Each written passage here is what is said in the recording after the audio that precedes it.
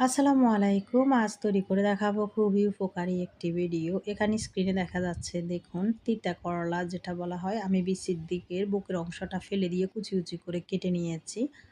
আর পেঁয়াজ দিয়েছি, ১ কোয়া রসুনকে কুচি করে কেটে দিয়েছি, ধনিয়া পাতা দিয়েছি। এখানে আমি বিলেতি ধনিয়াটা দিয়েছি।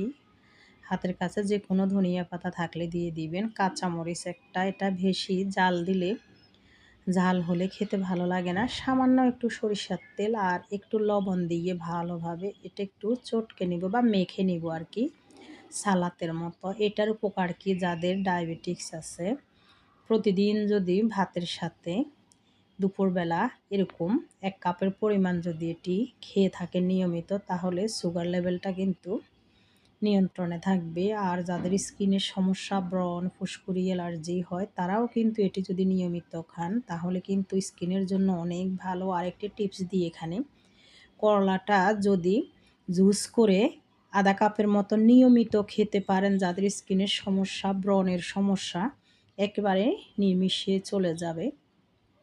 আমাকে এটা কিন্তু ডায়েটিশিয়ানের, এটা রসুন যেটা আমি দেখাচ্ছি, একটা ডাক্তার বলে দিয়েছে। উনি ইন্ডিয়ার থেকে এসেছিল। যখন আমার অনেক ওজন বেশি ছিল, তখন আমাকে বলেছিল যে প্রতিদিন এভাবে করলাটা অতিরিক্ত বেশি কষলিয়ে না, যেভাবে আমি আলতোভাবে মাখতেছি এভাবে একটু মেখে নিবেন। মেখে নিয়ে সাদা ভাতের সাথে অল্প একটু সাদা ভাত নিবেন।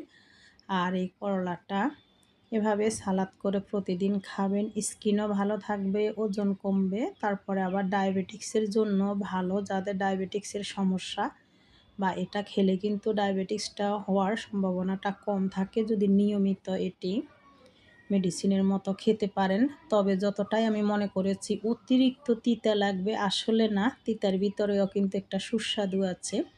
এই তো আমি নিয়েছি এখানে রসুনের, সরিষার তেলের, কাঁচামরিচের ফ্লেভার খেতে কিন্তু ভালোই লাগে। তো একটু সাদা ভাত নিয়েছি।